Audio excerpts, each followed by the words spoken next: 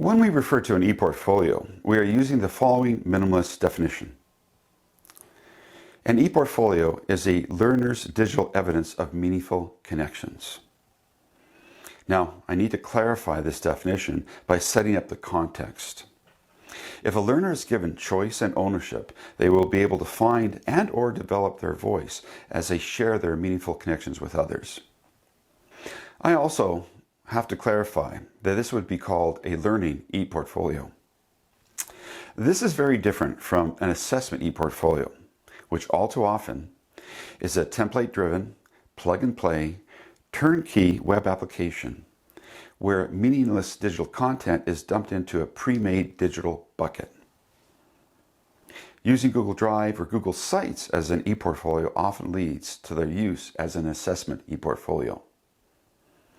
I use Google Drive every day, and it's an amazing, wonderful tool to organize data, but it's not an ePortfolio or will not help develop a learning ePortfolio in any way.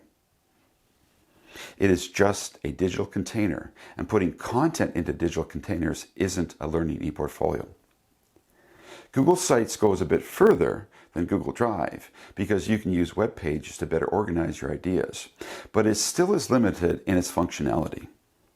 Furthermore, the bigger problem with sites is that all too often it is used by organizations to force their people into displaying their content in a very specific or pre-formatted, templated way, which leads to this being used as an assessment ePortfolio.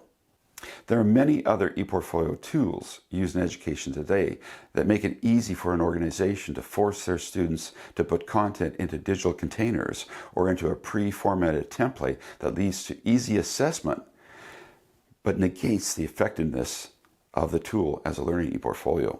Unfortunately, when we talk about ePortfolios, all too often, many people think about assessment ePortfolios because for the most part, there is a tendency to just ask students to either regurgitate content or put content into specific containers in a regimented fashion.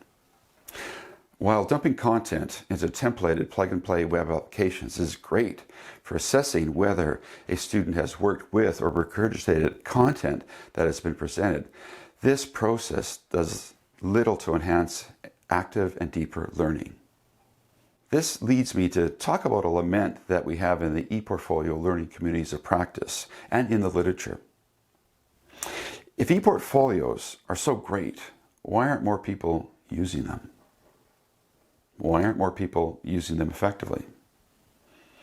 Our research has shown that if you want your learner to use an ePortfolio after the course or program of study, then you need to give them ownership of their learning ePortfolio and the entire development process.